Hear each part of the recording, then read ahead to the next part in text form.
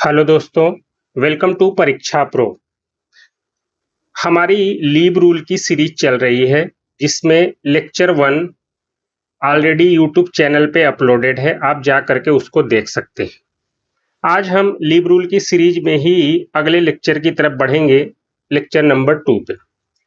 Lecture start करने से पहले एक बात आप लोगों को बता दें कि जो लोग SOLDCE 2025 PA टू PS का एग्जाम देना चाहते हैं डिपार्टमेंटल, या नवोदय विद्यालय या केंद्रीय विद्यालय या किसी यूनिवर्सिटी में असिस्टेंट रजिस्ट्रार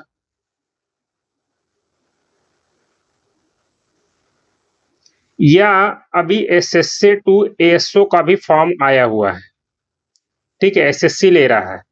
तो इन कोर्सेज के लिए अगर लोग ज्वाइन करना चाहते हैं तो वो परीक्षा प्रो को ज्वाइन कर सकते हैं। ज्वाइनिंग की प्रक्रिया कल से मतलब 14 अप्रैल से शुरू हो जाएगी। ज्वाइन करने के लिए आप परीक्षा प्रो ऐप भी डाउनलोड कर सकते हैं और एक नंबर है 8199900765, इस नंबर पे संपर्क करके भी पूरी ज्वाइनिंग की प्रक्रिया के बारे में जान सकते हैं। ठीक है, तो इतने सारे कोर्सेज जो जो लोग इन एग्जाम की तैयारी कर रहे हैं वो सारे लोग जो है कि इस कोर्स को ज्वाइन कर सकते हैं। ठीक है, अब हम शुरू करते हैं लीव रूल में ही जो रूल नंबर 10 है। कल के लेक्चर में हम रूल नंबर 9 तक पढ़ चुके थे, आज हम रूल 10 शुरू करेंगे। रूल 10 है commutation of one kind of leave into another. Commutation का मतलब क्या होता है? कन्वर्जन। अगर कोई भी गवर्नमेंट सर्वेंट है, कोई भी लीव अगर उसने अप्लाई किया है या वो लीव सैंक्शन हो गई है उसको, या लीव सैंक्शन करने के बाद उस लीव को उसने अवेल कर लिया है, तो क्या इसके बाद वो उस लीव को कन्वर्ट कर सकता है किसी दूसरे लीव में कि नहीं? यही हम इस रूल में पढ़ेंगे। काफी इंपॉर्टेंट रूल है, सवाल भी पूछे जाते हैं और आपको अपनी पर्सनल सर्विस में भी इसकी बहुत जरूरत पड़ती है।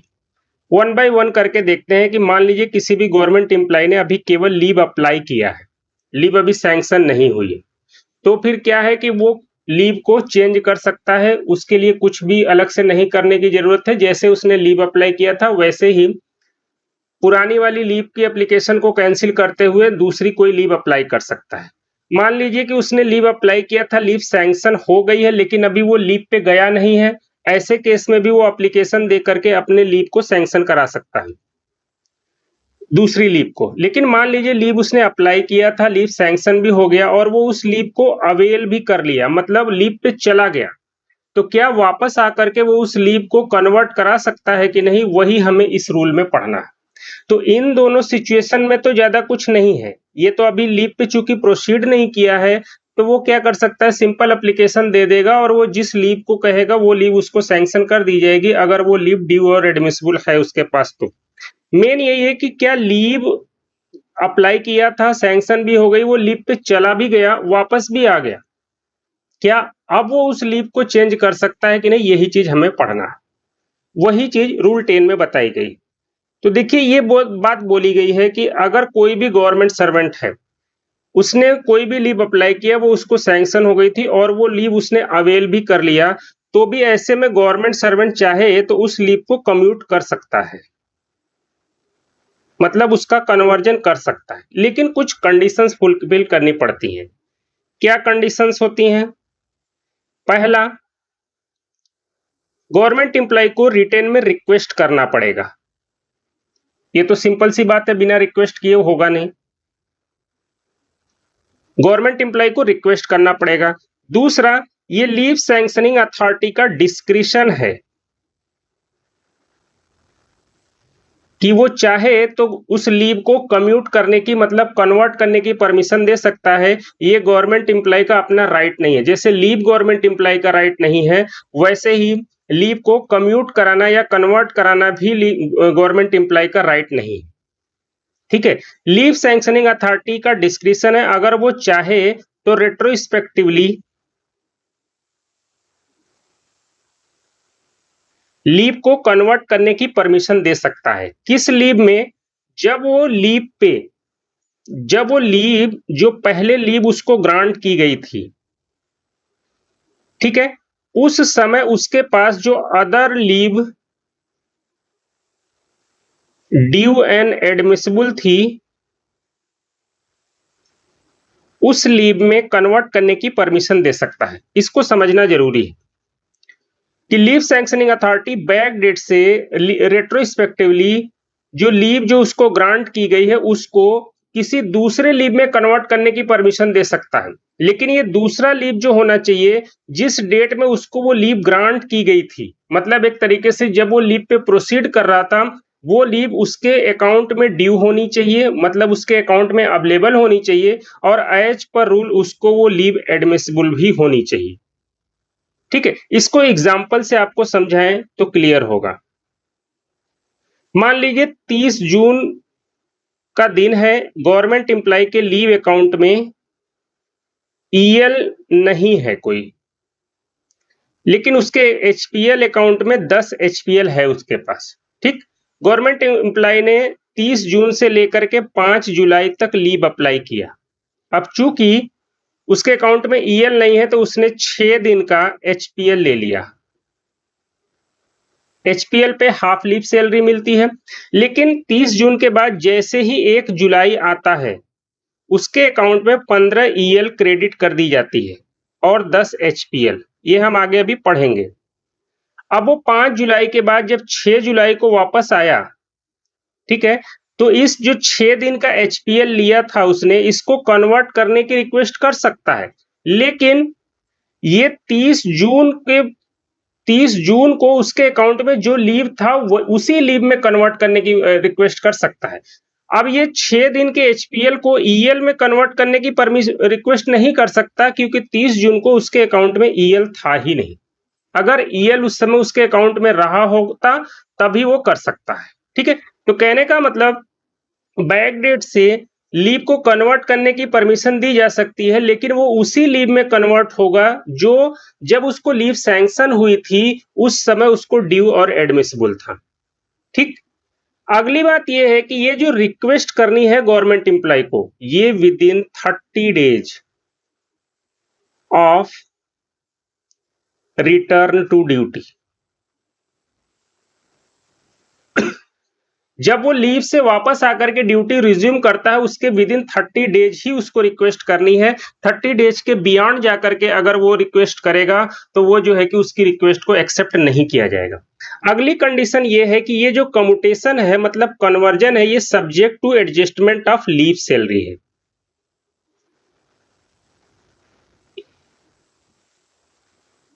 ऑफ लीव सैलरी मतलब जो लीव सैलरी का एडजस्टमेंट है कन्वर्ट करने के बाद वो भी किया जाएगा। जैसे यहां पे उसने 6 दिन की एचपीएल ली थी, उसको हाफ लीव सैलरी मिली। ठीक है, मान लीजिए उसके पास ईएल उस समय रहा होता 10 उसके अकाउंट में और वापस आया, उसको पैसे की जरूरत है, उसने कहा नहीं मैं 6 दिन की एचपीएल नहीं बल्कि 6 दिन की ईएल लेना चाह रहा हूं। ठीक है, तो ऐसे केस में क्या होगा, उसको 6 दिन के ईएल जब सैंक्शन किया जाएगा तो ये जो हाफ लीव सैलरी मिली थी अब उसको फुल लीव सैलरी मिलेगी। इसी का अगर हम उल्टा देखें कि वो 6 दिन की अगर वो ईएल लेके गया था, फुल लीव सैलरी मिली उसको, वापस आने के बाद कह रहा है कि नहीं मुझे 6 दिन की एचपीएल दे दीजिए उसके बदले में। ठीक है, तो ऐसे केस में क्या होगा कि चूंकि एचपीएल पे हाफ लीव सैलरी मिलती है तो जो भी लीव सैलरी है वो उससे रिकवर की जाएगी। कहने का मतलब जो भी कन्वर्जन होगा, कम्यूटेशन होगा, वो subject to adjustment of leave salary होगा। मतलब जिस लीव में उसको कन्वर्ट किया गया है उसकी जो लीव सैलरी है वही उसको मिलेगी। अगर एक्सेस पेमेंट हुआ है तो रिकवरी की जाएगी, कम पेमेंट हुआ है तो फिर क्या होगा कि उसको एरियर बना करके दे दिया जाएगा। ठीक, अगली बात एक और बोली गई है इसी में कि अगर कोई भी government employ extra ordinary leave on medical certificate पे गया हुआ है और वो इसको कम्यूट करना चाह रहा है लीव नॉट ड्यू में, तो ये अलाउड है। अब ये लीव नॉट ड्यू क्या होता है, अभी हम थोड़ा सा आगे बढ़ेंगे तो उसको पढ़ेंगे।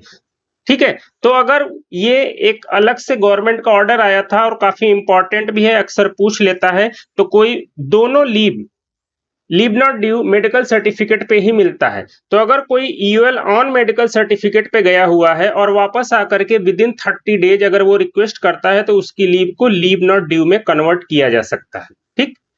एक और बात इसमें बोली गई है कि अगर कोई भी गवर्नमेंट सर्वेंट है और अब वो गवर्नमेंट एम्प्लॉई सर्विस में नहीं है, cease to be in service,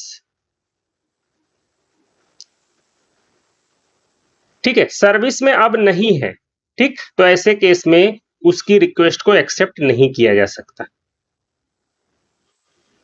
ठीक है, कहने का मतलब ये है कि ये जो 30 डेज का जो टाइम लिमिट है, ये सर्विस में रहते हुए अगर 30 डेज के अंदर वो रिक्वेस्ट कर रहा है तो एक्सेप्ट किया जाएगा। अगर वो ड्यूटी ज्वाइन किया अगले दिन से या कुछ दिनों बाद वो रिटायर हो गया, वीआरएस ले लिया, रिजाइन कर दिया, कुछ भी कर दिया, तो ऐसे केस में सर्विस में नहीं रहने पे वो ये कहते हुए रिक्वेस्ट नहीं कर सकता कि मैं विद इन 30 डेज कर सकता हूं। ये विद इन 30 डेज सर्विस में रहते हुए वो कर सकता है। सर्विस में नहीं है तो वो लीव को कन्वर्ट करने की रिक्वेस्ट नहीं कर सकता है। अगर वो ऐसा करते हैं तो उनके रिक्वेस्ट को एक्सेप्ट नहीं किया जाएगा। ठीक है, तो ये था पूरा, ये रूल नंबर 10 काफी इंपॉर्टेंट है, इसको समझ लीजिएगा और ये अक्सर इससे सवाल पूछ भी लेता है। अब अगला है रूल नंबर 11,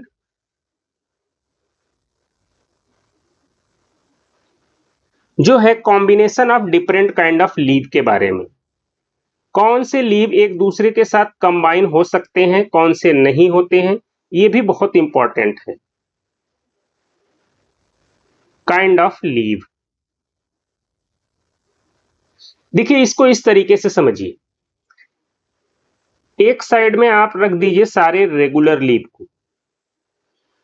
रेगुलर लीव का मतलब जिनको लीव रूल में लीव की कैटेगरी में रखा गया है वो सब रेगुलर लीव है, जैसे EL, HPL, child care leave, commuted leave,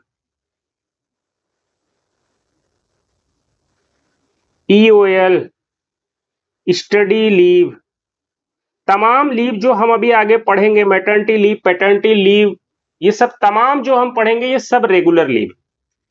बीच में एक तरफ आप रख दीजिए कैजुअल लीव को और बीच में आप रख दीजिए स्पेशल कैजुअल लीव को एंड आरएच को, रिस्ट्रिक्टेड हॉलीडे को।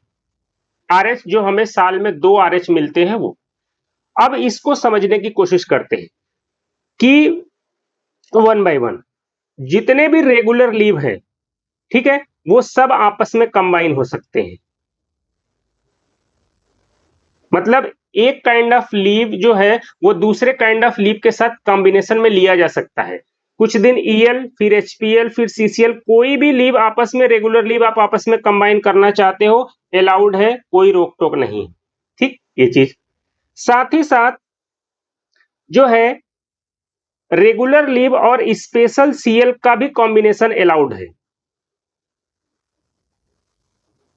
स्पेशल सीएल को रेगुलर लीव के साथ कंबाइन किया जा सकता है। ये जो आरएच है ये भी रेगुलर लीव के साथ प्रीफिक्स और सफिक्स किया जा सकता है।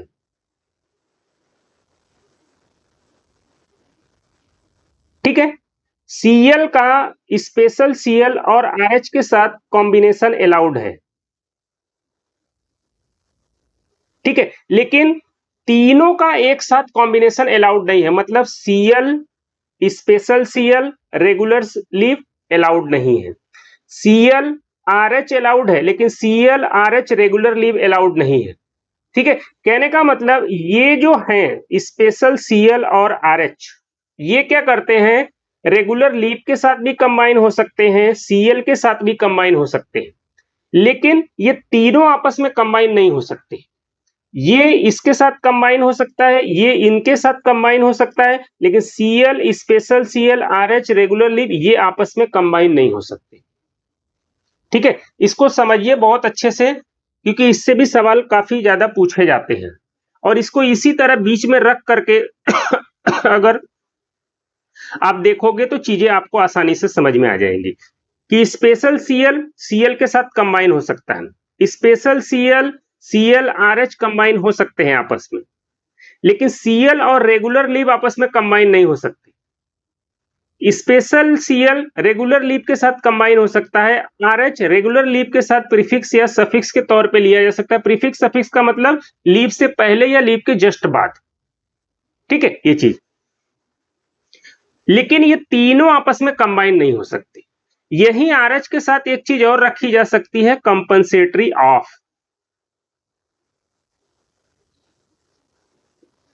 जो कहानी आरएच की है वही कहानी कंपनसेटरी ऑफ की भी है। सीएल के साथ कंपनसेटरी ऑफ कंबाइन हो सकता है, स्पेशल सीएल के साथ कंपनसेटरी ऑफ कंबाइन हो सकता है, आरएच के साथ कंपनसेटरी ऑफ कंबाइन हो सकता है। कंपनसेटरी ऑफ रेगुलर लीव के साथ प्रीफिक्स और सफिक्स किया जा सकता है, लेकिन सीएल कंपनसेटरी ऑफ और रेगुलर लीव तीनों एक साथ नहीं लिए जा सकते, ठीक है। तो इसको इस तरीके से जब आप समझेंगे तो आपको चीजें समझने में आसानी होगी और आपके दिमाग में एकदम चीजें बैठ जाएंगी, ठीक है। तो इसमें से डिफरेंट सिनेरियो बना करके आपसे सवाल पूछ लेता है और आपको जो है कि पता होना चाहिए कि क्या एक्चुअल में इसका कॉन्सेप्ट है। एक चीज और प्रीफिक्स और सफिक्स के बारे में यहीं पे बता दे, बहुत सारे लोगों को कंफ्यूजन होता है। मान लीजिए आप मंडे टू फ्राइडे के लिए ईएल अप्लाई कर रहे हो, ठीक है। सैटरडे संडे इधर छुट्टी, सैटरडे संडे इधर छुट्टी, और यहां फ्राइडे को आरएच है, ठीक है। तो और या फिर फ्राइडे के बाद इधर मंडे को आरएच है, ठीक है। तो आप इस फ्राइडे की आरएच ले सकते हैं, इसको प्रीफिक्स बोला जाएगा। या फ्राइडे के बाद मंडे को आरएच है तो आप इसको आरएच को ले सकते हैं, इसको सफिक्स बोला जाएगा। बीच का जो सैटरडे संडे की छुट्टी इधर है या इधर है, ये लीव का पार्ट नहीं होगा, ठीक है। तो ध्यान रखिएगा, एकदम ऐसे ही आरएच को प्रीफिक्स सफिक्स किया जा सकता है, ऐसे ही कंपनसेटरी ऑफ को भी प्रीफिक्स और सफिक्स किया जा सकता है, ठीक है। बहुत सारे लोगों को कंफ्यूजन होता है कि अगर हमने फ्राइडे आरएच लिया तो बीच के सैटरडे संडे का क्या होगा। तो सैटरडे संडे का लीव काउंट नहीं होता है, वो गस्टेड हॉलीडे मतलब रेगुलर हॉलीडे ही माना जाएगा। छुट्टी आपकी मेन मंडे टू फ्राइडे ही होगी, ठीक है ये चीज। तो आरएच के साथ भी यही सिचुएशन रहेगी और कंपनसेटरी ऑफ के साथ भी यही सिचुएशन रहेगी कि इनको प्रीफिक्स और सफिक्स किया जा सकता है। तो ये था पूरा कॉम्बिनेशन ऑफ लीव के बारे में। अगला हम एक चीज और इसी में हमने यहां पे पढ़ा कि सीएल जो और रेगुलर लीव, इनका कॉम्बिनेशन अलाउड नहीं है, लेकिन इसका एक एक्सेप्शन है। क्या है वो एक्सेप्शन? हाफ डे सीएल और कोई भी रेगुलर लीव का कॉम्बिनेशन अलाउड है। हाफ डे सीएल और किसी भी रेगुलर लीव का कॉम्बिनेशन अलाउड है, लेकिन इसकी कुछ कंडीशंस है। अगर वो कंडीशन फुलफिल होगी तभी ये अलाउड है। पहला, उस गवर्नमेंट एम्प्लॉय के पास केवल हाफ डे सीएल ही अवेलेबल होना चाहिए। मतलब जो 8 दिन का सीएल मिलता है उसमें से वो 7.5 दिन ऑलरेडी अवेल कर चुका है, उसके पास केवल हाफ डे का सीएल अवेलेबल है अकाउंट में। अगली कंडीशन ये है कि ये जो हाफ डे सीएल वो अवेल कर रहा है वो आफ्टरनून में अवेल कर रहा है, ठीक। आफ्टरनून में उसने CL half day CL avail किया और नेक्स्ट डे कुछ ऐसा हो गया कि गवर्नमेंट एम्प्लॉय जो है कुछ ऐसी कंपेलिंग सिचुएशन आ गई जिसकी वजह से वो ऑफिस नहीं आ सकता है और उसे अब लीव लेना पड़ेगा। अब चूंकि उसके अकाउंट में केवल हाफ डे सीएल बचा था और सीएल बचा ही नहीं है, तो सीएल तो ले नहीं पाएगा, तो उसे कोई ना कोई दूसरी लीव अप्लाई करनी पड़ेगी। तो दूसरी लीव उसके पास क्या है? कोई रेगुलर लीव ही है। तो केवल इस सिचुएशन में हाफ डे सीएल को रेगुलर लीव के साथ कॉम्बिनेशन उसका अलाउ किया गया, मतलब ये कंबाइंड हो सकता है, ठीक है। इसको फिर से समझिएगा कि हाफ डे सीएल का किसी भी रेगुलर लीव के साथ कॉम्बिनेशन अलाउड है, लेकिन इसकी कंडीशन है क्या? उस गवर्नमेंट एम्प्लॉय के पास केवल हाफ डे सीएल ही उसके पास बैलेंस में बचा हो, वो हाफ डे सीएल उसने आफ्टरनून में अवेल किया हो और अगले दिन कुछ ऐसी कंपेलिंग सिचुएशन उसके सामने आ गई, बीमार हो गया, घर पे किसी की डेथ हो गई, कुछ भी हो गया कि वो ऑफिस नहीं अटेंड कर पाएगा और उस नेक्स्ट डे से वो रेगुलर लीव अप्लाई करता है, तो ये रेगुलर लीव इस हाफ डे सीएल के साथ कॉम्बिनेशन इसका अलाउड है। ठीक है, तो ये एक एक्सेप्शन है, ये आपको पता होना चाहिए। अगला है रूल नंबर 12 कि गवर्नमेंट एम्प्लॉय को मैक्सिमम कितना लीव एक बार में सैंक्शन किया जा सकता है, maximum amount of continuous leave.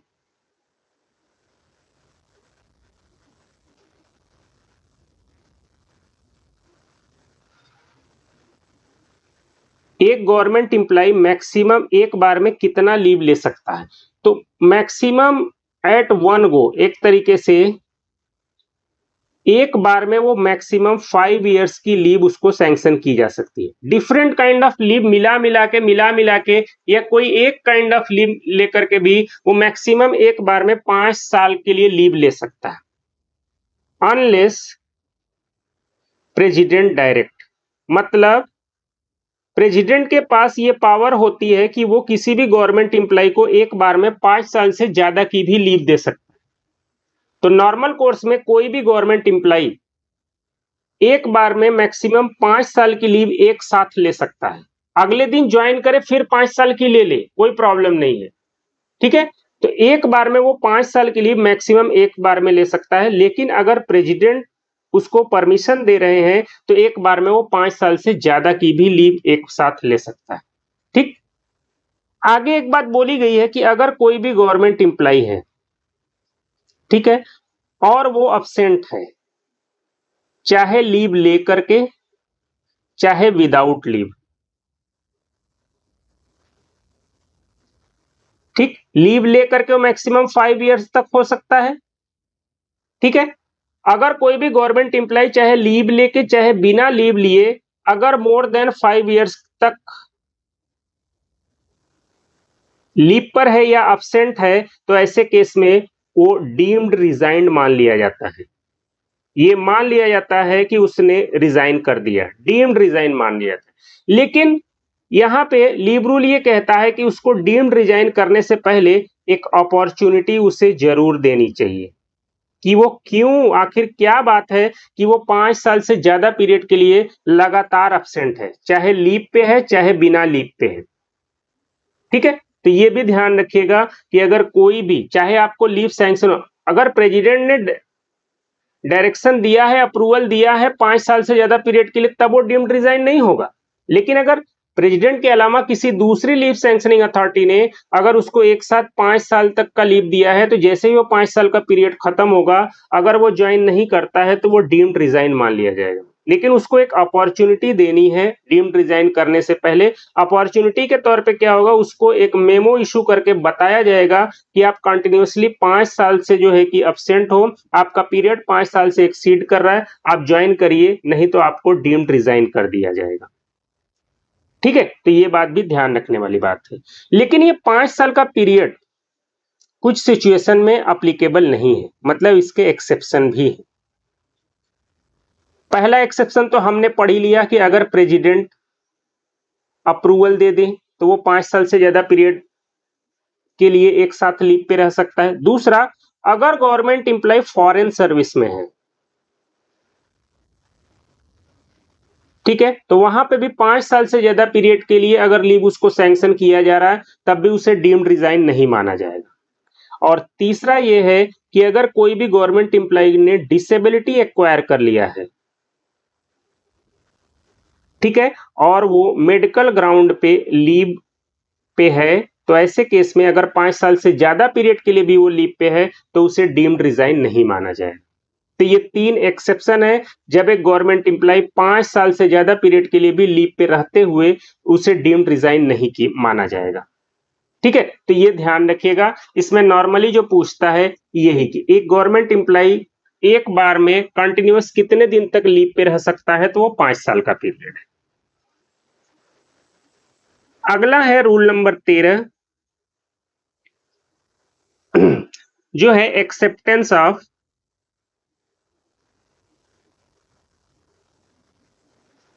Service या एम्प्लॉयमेंट ड्यूरिंग लीव। कोई भी गवर्नमेंट एम्प्लॉय लीव पे गया तो क्या वो लीव पे रहते हुए कोई दूसरी सर्विस या कोई दूसरा एम्प्लॉयमेंट कर सकता है कि नहीं, इसी के बारे में ये बात हमें पढ़नी है। इसमें साफ साफ ये बोला गया है कि गवर्नमेंट एम्प्लॉय अगर लीव पे गया या लीव प्रिपरेटरी टू रिटायरमेंट पे गया, एलपीआर हमें आगे पढ़ना है। लीव प्रिपरेटरी टू रिटायरमेंट ये क्या होता है, हल्का सा ब्रीफ आपको बता दें। लीव प्रिपरेटरी टू रिटायरमेंट, इसका नाम ही अगर आप ध्यान से सुनेंगे तो इसमें है लीव प्रिपरेटरी टू रिटायरमेंट, मतलब जो गवर्नमेंट एम्प्लॉय रिटायर होने वाले होते हैं, ठीक है, तो वो leave preparatory to retirement LPR apply कर सकते हैं। अगर उनको एलपीआर सैंक्शन हो जाता है तो एक मैक्सिमम 300 दिन तक का एलपीआर सैंक्शन हो सकता है और उनको दोबारा वापस आने की जरूरत नहीं है, वो लीव पे रहते रहते रिटायर हो जाएंगे। उसी को एलपीआर बोला जाता है, लीव प्रिपरेटरी टू रिटायरमेंट। एक तरीके से रिटायरमेंट के बाद के पीरियड की प्रिपरेशन करने के लिए गवर्नमेंट एम्प्लॉय ने लीव लिया, अब वो रिटायर होकर के वापस नहीं आएगा, मतलब रिटायरमेंट से पहले वापस नहीं आएगा, ठीक है ये चीज। तो कोई भी गवर्नमेंट एम्प्लॉय चाहे लीव पे गया चाहे लीव प्रिपरेटरी टू रिटायरमेंट पे गया, ठीक है, और इस ड्यूरिंग लीव या एलपीआर में अगर वो कोई एम्प्लॉयमेंट एक्सेप्ट करना चाहता है, ठीक है, तो ऐसे केस में उसे प्रीवियस सैंक्शन लेनी पड़ेगी, मतलब प्रायर परमिशन के साथ ही वो ऐसा कर सकता है। प्रीवियस परमिशन लेगा किसका, अगर जो भी एम्प्लॉयमेंट है अगर वो विद इन इंडिया है तो जो उस गवर्नमेंट एम्प्लॉय का अपॉइंटिंग अथॉरिटी होगा उसकी परमिशन लेनी पड़ेगी, और अगर वो एम्प्लॉयमेंट आउटसाइड इंडिया है तो ऐसे केस में उसे प्रेसिडेंट की परमिशन लेनी पड़ेगी। ध्यान रखिएगा, छोटी सी डिफरेंस है जो सवाल आपसे पूछ सकता है कि ड्यूरिंग लीव या लीव प्रिपरेटरी टू रिटायरमेंट अगर वो कोई एम्प्लॉयमेंट एक्सेप्ट करना चाहता है तो उसे प्रीवियस सैंक्शन प्रायर परमिशन लेनी पड़ेगी। अगर वो एम्प्लॉयमेंट विद इन इंडिया है तो अपॉइंटिंग अथॉरिटी के अप्रूवल से हो जाएगा, लेकिन अगर वो एम्प्लॉयमेंट आउटसाइड इंडिया है तो उसे प्रेसिडेंट की अप्रूवल लेनी पड़ेगी, ठीक। अब सवाल ये होता है कि क्या गवर्नमेंट एम्प्लॉय को लीव पे रहते हुए, क्योंकि यहाँ प्रीवियस सैंक्शन से इसका मतलब उसको अलाउ किया जा सकता है, तो क्या उसको दूसरा एम्प्लॉयमेंट वगैरह ये चीजें अलाउ की जा सकती है क्या, तो की जा सकती है। लीव पे रहते हुए उसे क्या क्या चीजें अलाउ की जा सकती हैं, limited amount of private practice, अगर वो कोई प्राइवेट प्रैक्टिस करता है तो थोड़े दिनों के लिए ये अलाउ किया जा सकता है, या कैजुअल लिटरेरी वर्क, अगर वो कोई साहित्यिक काम कभी कभार करना चाहता है वो भी अलाउ किया जा सकता है, या सर्विस एज एग्जामिनर, एग्जामिनर के तौर पे भी काम करने के लिए उसे परमिट किया जा सकता है। लीव पे रहते हुए गवर्नमेंट एम्प्लॉय को इन सारी चीजों के लिए परमिट किया जा सकता है, ठीक। लेकिन वही विद इन इंडिया है तो अपॉइंटिंग अथॉरिटी की अप्रूवल लेनी पड़ेगी, और आउटसाइड इंडिया है तो प्रेसिडेंट की अप्रूवल लेनी पड़ेगी उनको, ठीक ये चीज। अब अगर कोई भी गवर्नमेंट एम्प्लॉय है वो लीव प्रिपरेटरी टू रिटायरमेंट पे गया, ठीक है, और वो एलपीआर पे रहते हुए ही कोई प्राइवेट एम्प्लॉयमेंट लेना चाहता है तो ये अलाउ नहीं है, एकदम साफ मना। लेकिन अगर वो किसी पीएसयू में कोई जॉब करना चाहता है ड्यूरिंग एलपीआर, मतलब अभी वो रिटायर नहीं हुआ है, अभी वो सर्विस में ही है, ठीक है, और वो किसी पीएसयू में जॉब करना चाहता है तो इसके लिए उसे अलाउ किया जा सकता है। प्राइवेट एम्प्लॉयमेंट के लिए अलाउ नहीं किया जा सकता है, लेकिन किसी पीएसयू में काम करने के लिए उसे अलाउ किया जा सकता है, ठीक।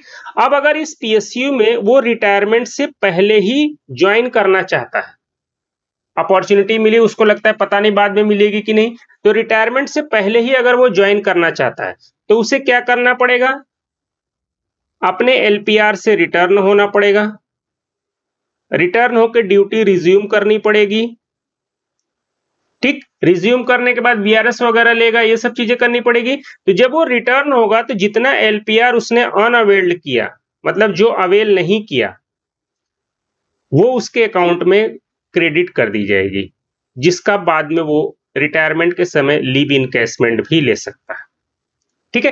कहने का मतलब कोई भी government employ leave preparatory to retirement पे है तो प्राइवेट एम्प्लॉयमेंट उसको मना है। रिटायरमेंट के बाद आपको करना है तो आप कीजिए, ड्यूरिंग एलपीआर नहीं कर सकते।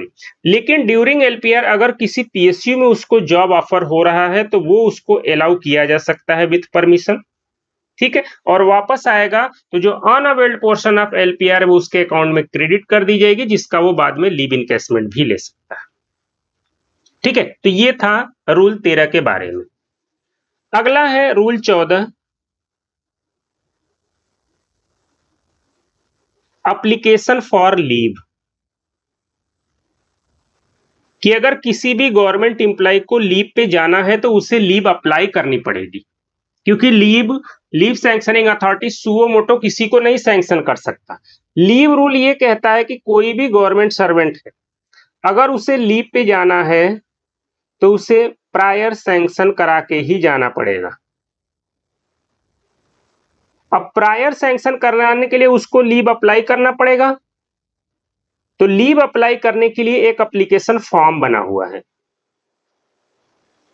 इस फॉर्म का नंबर है फॉर्म 1। ध्यान रखिएगा, कभी कभार छोटी मोटी ये सब बातें भी पूछ ली जाती है। तो कोई भी गवर्नमेंट एम्प्लॉय अगर वो लीव पे जाना चाहता है तो उसे फॉर्म 1 में लीव अप्लाई करना पड़ेगा।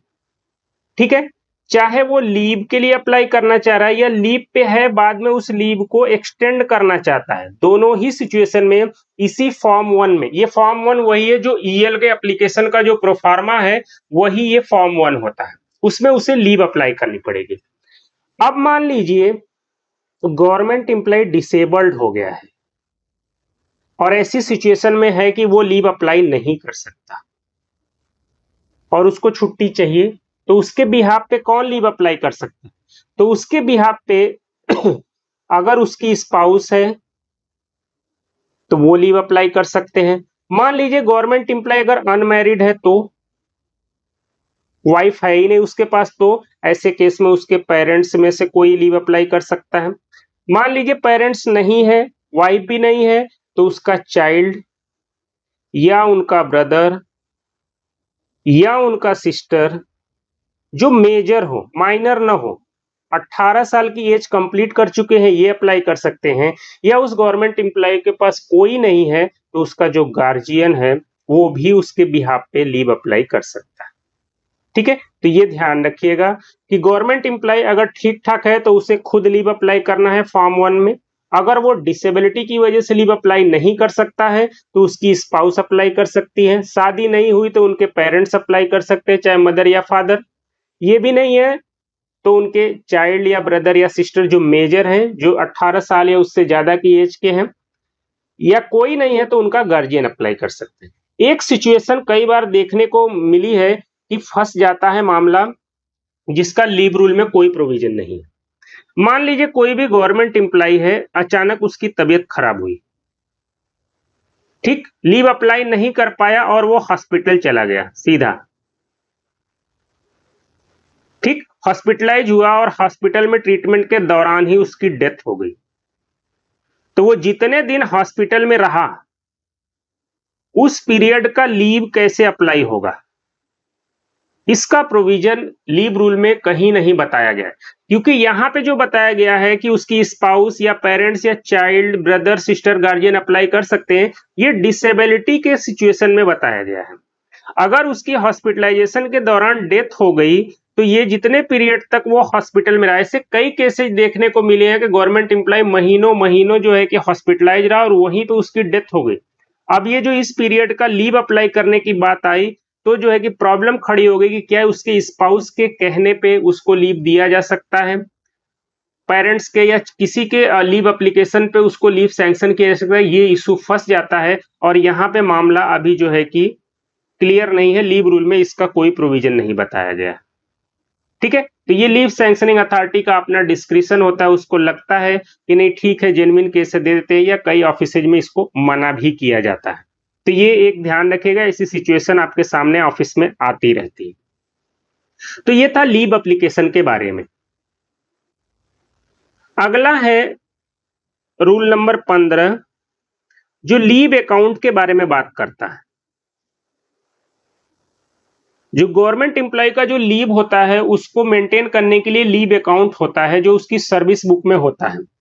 अब तो चीजें EHRMS के थ्रू होने लगी हैं, लेकिन लीव अकाउंट मेंटेन करना पड़ता है। ठीक, अब ये जो लीव अकाउंट मेंटेन होता है इसका जो प्रोफार्मा है वो फॉर्म 2 है। लीव अप्लाई करने का जो प्रोफार्मा है वो फॉर्म 1 में है, लेकिन लीव अकाउंट मेंटेन करने का जो प्रोफार्मा है वो फॉर्म 2 में होता है। अब सवाल ये है कि लीव अकाउंट मेंटेन कौन करता है? तो नॉन गस्टेड गवर्नमेंट सर्वेंट के केस में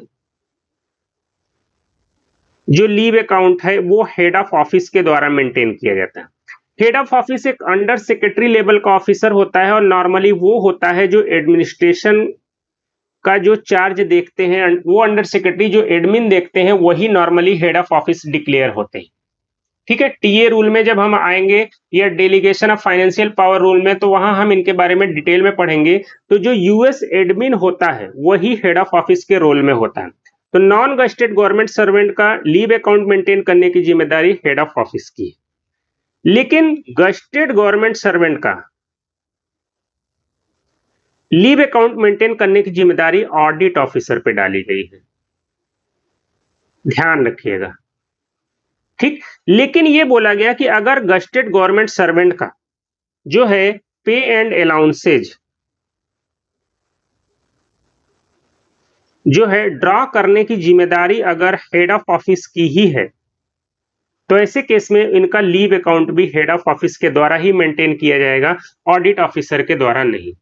ऐसी सिचुएशन कहां देखने को मिलती है? जो बड़े ऑफिसेज होते हैं वहां आप देखोगे कि हेड ऑफ ऑफिस अलग होते हैं और ऑडिट ऑफिसर अलग होते हैं, लेकिन कुछ छोटे छोटे ऑफिस जो होते हैं वहां पे ऑडिट ऑफिसर नहीं होते, हेड ऑफ ऑफिस ही क्या करते हैं, ऑडिट ऑफिसर का भी रोल निभाती है।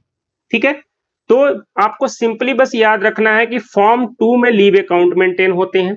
नॉन गस्टेड गवर्नमेंट सर्वेंट की जिम्मेदारी लीव अकाउंट मेंटेन करने की हेड ऑफ ऑफिस पे, गस्टेड गवर्नमेंट सर्वेंट का ऑडिट ऑफिसर के द्वारा लीव अकाउंट मेंटेन होता है। लेकिन अगर गस्टेड गवर्नमेंट सर्वेंट का पे and allowance head of office के द्वारा ही अगर ड्रॉ किया जाता है तो ऐसे केस में हेड ऑफ ऑफिस ही उनके लीव अकाउंट को भी मेंटेन करेंगे।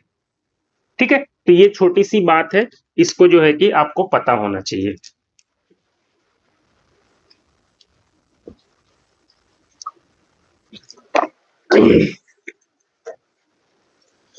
अगले रूल पे हम चलें, रूल नंबर 16।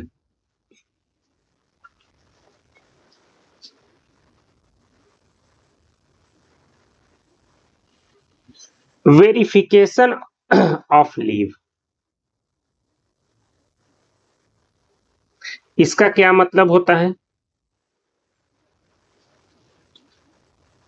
हमने पढ़ा कि गवर्नमेंट एम्प्लॉय को अगर लीव पे जाना है तो उसे प्रायर सैंक्शन कराना पड़ेगा, जिसके लिए वो लीव अप्लाई करेगा फॉर्म 1 में। अब प्रायर सैंक्शन कौन करता है? Leave sanctioning authority. तो leave sanctioning authority leave sanction करने से पहले ये देखेगा ना कि लीव इनके पास ड्यू है कि नहीं, उनका अकाउंट वेरीफाई करवाएगा कि ये जितना लीव मांग रहे हैं इनके अकाउंट में ये लीव है भी कि नहीं है, और दूसरा जो लीव है तो एज पर रूल उनको एडमिसिबल है कि नहीं। ठीक, तो इसी चीज की वो वेरिफिकेशन करवाता है लीव सैंक्शनिंग अथॉरिटी, उनके लीव की वेरिफिकेशन करा करके ही उनको लीव सैंक्शन करे। तो लीव रूल यही कहता है कि किसी भी गवर्नमेंट एम्प्लॉय को लीव सैंक्शन करने से पहले लीव सैंक्शनिंग अथॉरिटी ये जरूर वेरीफाई करेगा कि जो लीव उन्होंने अप्लाई किया है वो ड्यू है कि नहीं, मतलब उनके अकाउंट में वो बैलेंस है कि नहीं, और दूसरा एज पर रूल वो लीव उनको अलाउड है कि नहीं, मतलब ड्यू और एडमिसिबल होने पे ही जो है कि उनको दिया जा सकता है। लेकिन सपोज करिए कि सिचुएशन ऐसी है कि अगर वो लीव का वेरिफिकेशन करने में बहुत डिले हो सकता है, और गवर्नमेंट एम्प्लॉय को लीव पे जाना बहुत अर्जेंट है। ऐसे केस में क्या हो सकता है? ऐसे केस में जो लीव सैंक्शनिंग अथॉरिटी है वो प्रोविजनल लीव सैंक्शन कर सकता है, मतलब बिना लीव को वेरीफाई किए प्रोविजनली लीव को सैंक्शन कर सकता है। कितने दिन तक? अप टू 60 डेज तक। यही 60 दिन बड़ा इंपॉर्टेंट है, जो अक्सर सवाल पूछता है कि लीव सैंक्शनिंग अथॉरिटी बिना लीव अकाउंट से लीव को वेरीफाई किए मैक्सिमम कितने दिन तक का प्रोविजनल लीव सैंक्शन कर सकता है। तो वो मैक्सिमम 60 दिन तक का प्रोविजनल लीव उनको सैंक्शन कर सकता है। ये जो लीव रहेगा ये प्रोविजनल रहेगा, मतलब सब्जेक्ट टू वेरिफिकेशन रहेगा। मतलब जब ये लीव अकाउंट अवेलेबल हो जाएगा तो उनके लीव को वेरीफाई किया जाएगा और वेरीफाई करने के बाद subject to adjustment of leave salary भी रहेगा। पता लगा कि जब वेरीफाई किया गया तो उनके अकाउंट में वो लीव ही नहीं पाई गई, तो ऐसे केस में उनको बोला जाएगा कि दूसरी लीव अप्लाई करिए और अकॉर्डिंगली लीव सैलरी को भी एडजस्ट किया जाएगा। ठीक है, तो ये पूरे जो है कि रूल में जो इंपॉर्टेंट है वो ये 60 डेज है जो कई बार पूछ लिया जाता है। ठीक है, तो ये बात आपको पता होनी चाहिए। अगला रूल नंबर 17 है जो एक छोटा सा रूल है कि सर्टेन सर्कमस्टेंसेज में लीव रूल ने मना किया है कि गवर्नमेंट एम्प्लॉय को लीव नहीं सैंक्शन करनी चाहिए। वो सर्कमस्टेंसेज क्या है? सर्कमस्टेंसेज जिसमें लीव नहीं सैंक्शन करना चाहिए, not to be granted. Leave sanctioning authority से बोला गया है कि ऐसी सिचुएशन में आप किसी को लीव मत दो। कौन सी सिचुएशन है? अगर कॉम्पिटेंट पनिशिंग अथॉरिटी ने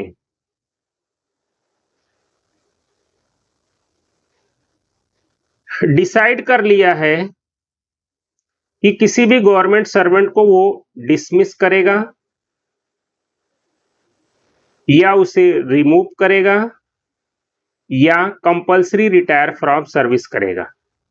अगर जो पनिशमेंट देने वाली जो अथॉरिटी है, अगर उसने डिसाइड कर लिया है कि वो गवर्नमेंट एम्प्लॉय को डिसमिस करेगा या रिमूव करेगा या कंपल्सरी रिटायरमेंट फ्रॉम सर्विस करेगा, तो ऐसे गवर्नमेंट एम्प्लॉय को कोई भी लीव देने से मना किया गया है कि लीव सैंक्शनिंग अथॉरिटी ऐसे गवर्नमेंट एम्प्लॉय को लीव सैंक्शन ना करे। ठीक है, तो ये ध्यान रखिएगा। साथ ही साथ एक चीज और बोली गई है कि कोई भी गवर्नमेंट एम्प्लॉय अगर सस्पेंशन में है, ठीक है, तो उसको भी कोई भी लीव सैंक्शन नहीं किया जाएगा। ठीक है, तो ये बात भी ध्यान रखिएगा, जो है कि पता होना चाहिए आपको कि कोई भी गवर्नमेंट एम्प्लॉय अगर सस्पेंड है, ठीक है, तो उसे लीव सैंक्शन नहीं किया जा सकता है। अगला है रूल नंबर 18 जो है ग्रांट ऑफ लीव ऑन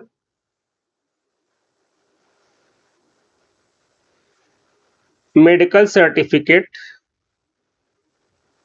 कि अगर किसी भी गवर्नमेंट एम्प्लॉय को मेडिकल सर्टिफिकेट पे लीव ग्रांट करना है तो वो कहां से मेडिकल सर्टिफिकेट लेकर के आएंगे, किस डॉक्टर का वैलिड है, यही चीज हमें पढ़ना है। इसके लिए गस्टेड गवर्नमेंट सर्वेंट का रूल अलग है और नॉन गस्टेड का अलग है। ठीक, गस्टेड गवर्नमेंट एम्प्लॉय को यह बोला गया है कि चाहे वो हेडक्वार्टर पे है चाहे आउटसाइड हेडक्वार्टर है, ठीक है, ऐसी सिचुएशन में वो जो अपना मेडिकल सर्टिफिकेट लेकर के आएगा वो पहली बात किस फॉर्म में, फॉर्म 3 में लेकर के आएगा। किस डॉक्टर से लेकर के आएगा? अगर वो सीजीएचएस एरिया में है तो सीजीएचएस के डॉक्टर से लेकर के आएगा। गवर्नमेंट के डॉक्टर की भी मेडिकल सर्टिफिकेट वैलिड है, सीएचएस एरिया में है तो सीएचएस के डॉक्टर से या गवर्नमेंट डॉक्टर से भी लेके आ सकता है। अगर वो नॉन सीजीएचएस एरिया में रहता है तो एएमए ऑथराइज मेडिकल अटेंडेंट का जो है कि मेडिकल सर्टिफिकेट वैलिड है। अगर वो हॉस्पिटलाइज्ड है तो जो जहां पे भी हॉस्पिटलाइज्ड है, सीजीएचएस इम्पैनल्ड हॉस्पिटल में, इम्पैनल्ड प्राइवेट हॉस्पिटल में अगर वो हॉस्पिटलाइज्ड है, ठीक है, तो ड्यूरिंग हॉस्पिटलाइजेशन पीरियड का वहां का भी मेडिकल सर्टिफिकेट वैलिड होता है।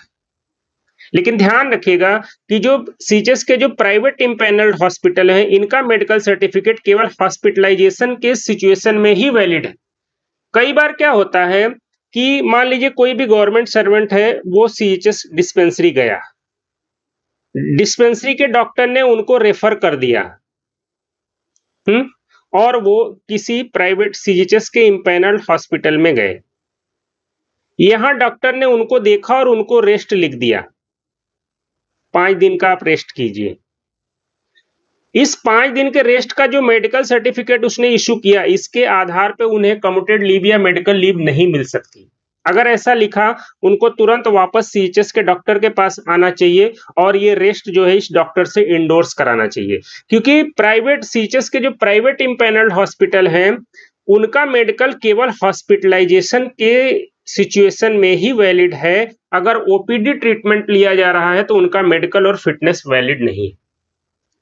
ठीक है, तो कोई भी गस्टेड गवर्नमेंट एम्प्लॉय है, चाहे हेडक्वार्टर पे है चाहे हेडक्वार्टर के बाहर है, वो मेडिकल अगर मेडिकल ग्राउंड पे लीव अप्लाई कर रहा है तो फॉर्म 3 का जो प्रोफार्मा होता है उसमें उसे मेडिकल सर्टिफिकेट देना पड़ेगा। और वो डॉक्टर कौन सा हो सकता है? सीएचएस बेनिफिशियरी है तो सीएचएस के डॉक्टर का भी वैलिड है, या किसी सरकारी डॉक्टर का वैलिड है।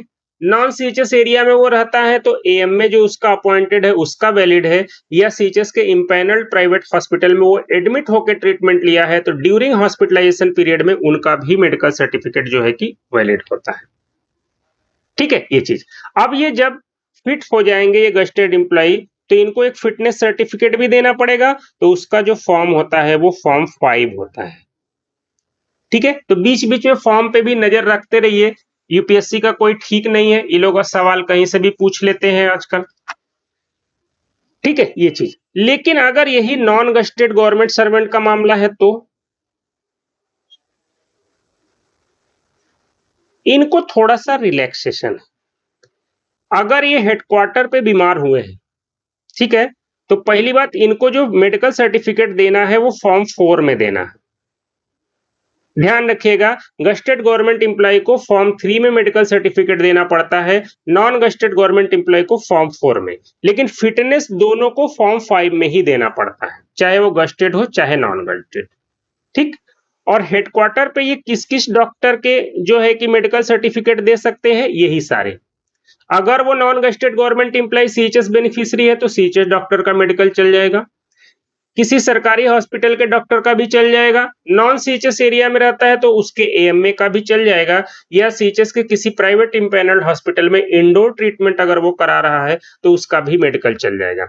लेकिन अगर ये non gazetted government employ outside headquarter है, अगर हेडक्वार्टर से बाहर है, ठीक, तो ऐसे केस में क्या होगा?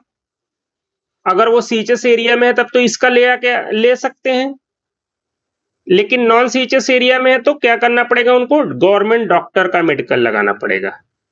लेकिन इनको थोड़ा सा रिलैक्सेशन है कि वो रजिस्टर्ड प्राइवेट मेडिकल प्रैक्टिशनर का भी मेडिकल लगा सकते हैं।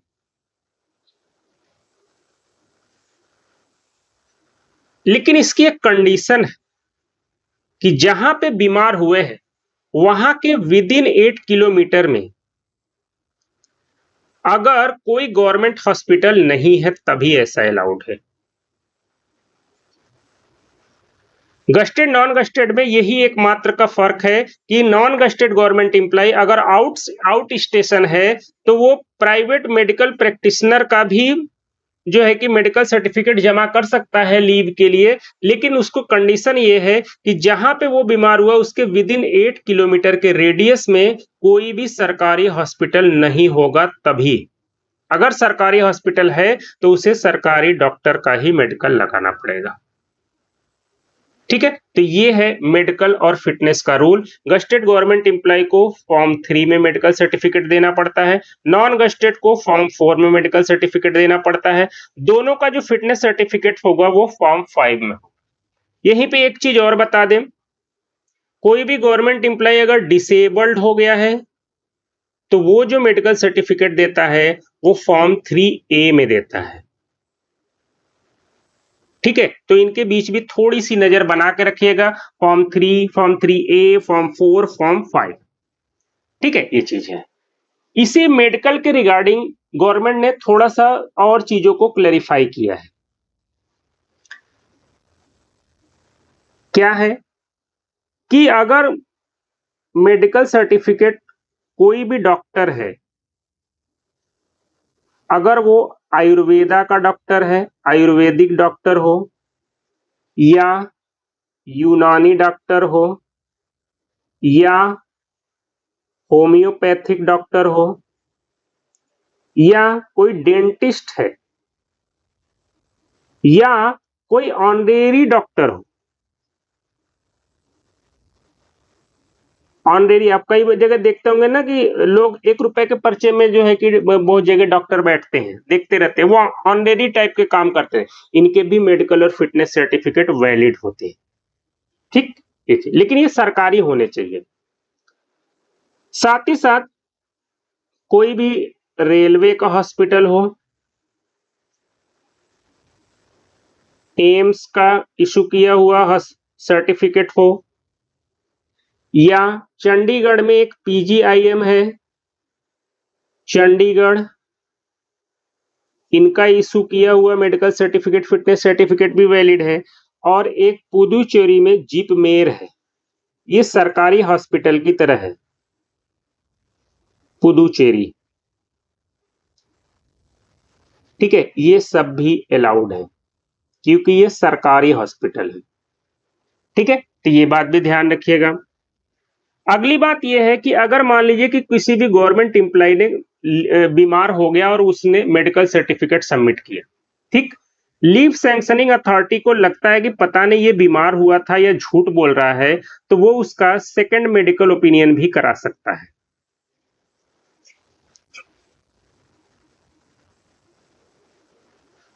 वो उसकी बीमारी पे सेकंड मेडिकल ओपिनियन भी ले सकता है। ये लीव सैंक्शनिंग अथॉरिटी का अपना डिस्क्रिशन है। अगर उसको शक पैदा होगा कि पता नहीं ये बीमार है कि बस ऐसे ही फर्जी मेडिकल बनवा करके दे दिया है, तो वो क्या है कि उसका सेकंड मेडिकल ओपिनियन करा सकता है। और जब वो सेकंड मेडिकल ओपिनियन के लिए भेजेगा, तो उसके बाद जो उसका सेकंड मेडिकल ओपिनियन देने के लिए जो मेडिकल ऑफिसर होना चाहिए, वो नॉट बेलो सिविल सर्जन, मतलब वो सर्जन होना चाहिए या स्टाफ सर्जन। इनसे नीचे का कोई भी medical officer second medical opinion पे अपनी रिपोर्ट नहीं दे सकता है। ठीक, मेडिकल सर्टिफिकेट कोई भी मेडिकल ऑफिसर इशू कर सकता है, लेकिन सेकंड मेडिकल ओपिनियन अगर मांगा गया है तो कोई भी ऐसा मेडिकल ऑफिसर जो सिविल सर्जन या स्टाफ सर्जन लेवल का है या उससे ऊपर के लेवल का है, वही दे सकता है, उससे नीचे का नहीं दिया जा सकता। एक बात और बोली गई है कि अगर कोई भी गवर्नमेंट एम्प्लॉय है और अगर वो बीमार हो गया है, ठीक है, और वो अप टू 3 डेज की लीव अप्लाई करता है on the ground of illness, तो ऐसे केस में जो लीव सैंक्शनिंग अथॉरिटी है वो उसकी मेडिकल सर्टिफिकेट की रिक्वायरमेंट को वेव ऑफ कर सकता है।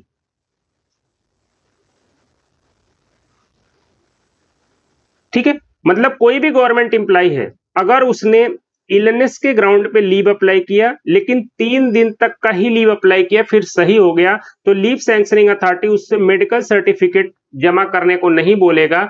वो चाहेगा तो इस चीज को वेव ऑफ कर सकता है, लेकिन ये जो 3 दिन का उसको लीव सैंक्शन किया जाएगा, इसको not to be treated as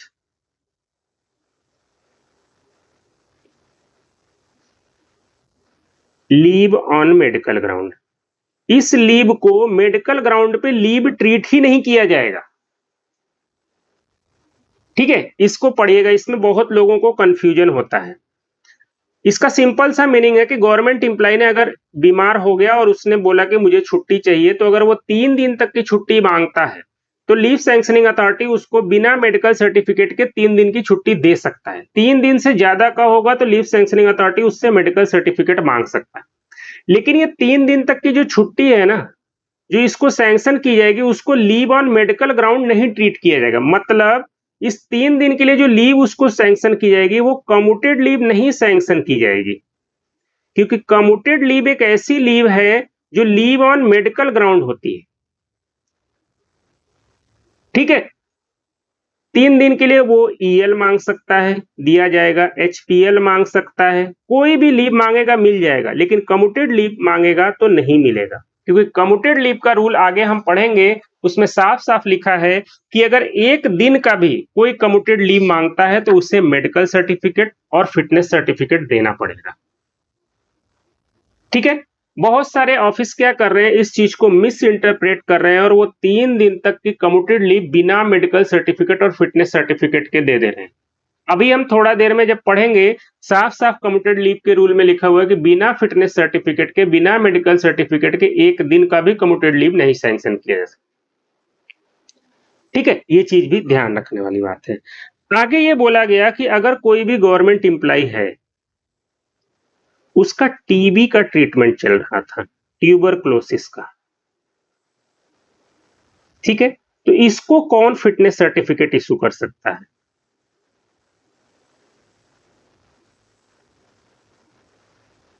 TB का कई जरा सैनिटोरियम वगैरह होते हैं, वहां पे भी गवर्नमेंट उनको टीबी का इलाज वगैरह की परमिशन दिए होते हैं। ठीक है, तो ऐसे केस में क्या है कि इस सैनिटोरियम का जो मेडिकल ऑफिसर होगा, इंचार्ज, अगर ये कोई मेडिकल सर्टिफिकेट इशू करके दे रहा है, फिटनेस सर्टिफिकेट, तो वो वैलिड है, उसके ग्राउंड पे उनको जो है कि कम्यूटेड लीव मिल सकती है। या स्टेट गवर्नमेंट द्वारा रिकॉग्नाइज्ड टीबी स्पेशलिस्ट के द्वारा भी अगर फिटनेस सर्टिफिकेट इशू किया जा रहा है, तो इसके आधार पे भी उनको ड्यूटी ज्वाइन कराया जा सकता है। ठीक है, तो ये पूरा का पूरा मेडिकल के बारे में था, जो हमें जानना चाहिए, क्योंकि बार बार हमें चीजों की जरूरत पड़ती रहती है। हमें चीजें पता रहेंगी तो जो है कि ऑफिस हमें कोई भी परेशानी नहीं खड़ा करेगा और चीजें जो है कि हमें आसानी से हो जाएंगी। ठीक है, तो यही सारी चीजें थी आज की क्लास में, बस यहीं तक करते हैं, बाकी जो है कि अगली क्लास में करेंगे। Okay, bye.